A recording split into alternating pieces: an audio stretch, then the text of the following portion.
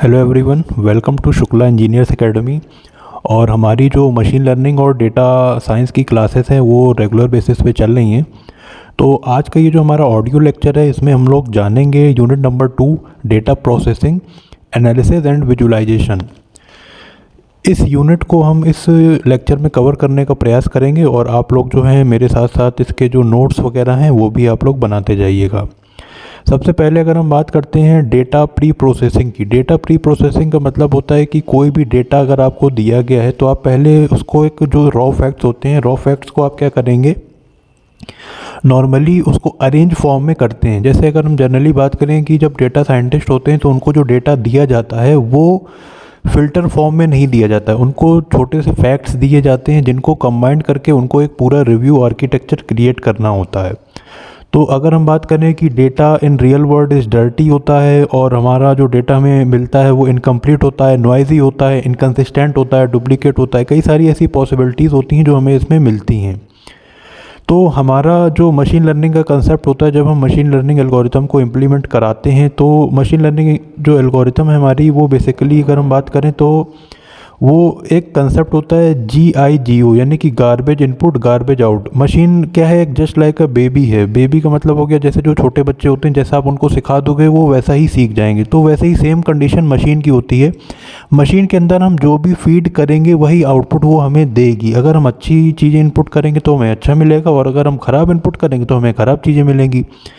तो हम कह सकते हैं कि मशीन जो है वो जस्ट लर्न लाइक अ किड्स की तरह वो जो है कोई भी चीज़ों को काम सीखती है।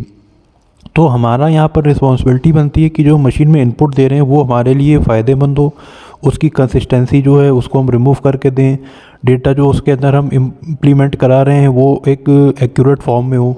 तो कुछ हमारे डेटा क्वालिटी के एलिमेंट्स होते हैं जो कुछ विशेषताओं पर निर्भर करते हैं। जैसे पहली चीज़ होती है एक्यूरेसी, की आपका डेटा कितना एक्यूरेट है। दूसरी चीज़ आती है कंप्लीटनेस, आपका डेटा जो दिया गया है वो कंप्लीट है किसी भी इंफॉर्मेशन को कंप्लीट करने के लिए या फिर उसमें कोई चीज़ें भी रह गई हैं। उसके बाद है कंसिस्टेंसी की। कंसिस्टेंसी का मतलब होता है कि आपका जो डेटा है वो नॉर्मली कंसिस्टेंट मैनर में है या फिर नहीं है। दूसरा एक फीचर और आता है जो डेटा क्वालिटी एलिमेंट पर रिप्रेजेंट करता है, वो कहलाता है डेटा इंटरप्रिएबिलिटी। तो इस पे भी हम देखते हैं कि नॉर्मली आपका जो इन्फॉर्मेशन आपको दी गई है, डेटा साइंटिस्ट ने आपको जो इन्फॉर्मेशन प्रोवाइड कराई है वो नॉर्मली आपकी इस पर फैक्ट्स पर आधारित है या नहीं। अगली स्टेप में हम बात करेंगे steps for data pre processing की। अब मैंने कहा कि जब तक हमारा डेटा जो है वो प्यूरीफाई नहीं होगा तब तक हमारा एक कंप्लीट इन्फॉर्मेशन हम उससे निकाल नहीं पाएंगे। जैसे मैंने आपको फर्स्ट यूनिट में भी बताया था कि हम एक एनालिसिस करते हैं, कुछ हम मार्केट में क्या चल रहा है, अपना मार्केट की IT इंडस्ट्री के सेक्टर को और ज़्यादा हमें बढ़ाना है तो हम उसके लिए क्या करेंगे, हमें कुछ ऐसे सर्वे करने पड़ते हैं, कुछ लोगों के द्वारा हमें आंकड़े इकट्ठे करने पड़ते हैं। तो वैसे ही कुछ स्टेप्स होती हैं हमारी प्री प्रोसेसिंग में जो डेटा प्रोसेसिंग में बहुत ज़्यादा हमारे लिए हेल्पफुल होती हैं। सबसे पहली इसमें चीज़ होती है डेटा क्लीनिंग, हमें डेटा को क्लीन करना होता है। डेटा क्लीनिंग के बाद होता है डेटा इंटीग्रेशन। डेटा को अगर हम इंटीग्रेट नहीं करेंगे तो जो हमारा डेटा है उसमें कई सारे अनवांटेड एलिमेंट भी उसमें रिप्रेजेंट रहेंगे। उसके बाद एक चीज़ आती है डेटा रिडक्शन। जितना कम हमारा डेटा होगा उसको एनालाइज करने में हमें उतनी ज़्यादा अच्छी सुविधा मिलती है। उसके बाद है डेटा ट्रांसफॉर्मेशन।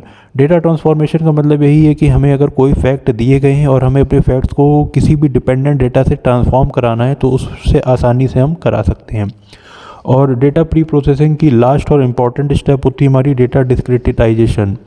इसमें हम डिस्क्रीट मैनर में डेटा को अरेंज कराते हैं और जो भी हमें यूज़फुल इन्फॉर्मेशन उससे चाहिए, हमें एनालिसिस करनी है या फिर हमें विजुअलाइजेशन करना है या फिर जब हम मशीन लर्निंग की जो एल्गो है उसको इम्प्लीमेंट करेंगे तो वो उसके लिए वहाँ पर हमारा बहुत ज़्यादा इंपॉर्टेंट रोल प्ले करता है डेटा डिस्क्रिटाइजेशन। तो ये कुछ इंपॉर्टेंट फैक्ट्स है आपके यूनिट नंबर 2 के। नेक्स्ट लेक्चर में हम आपके लिए लेकर आएंगे यूनिट नंबर 3। Thank you.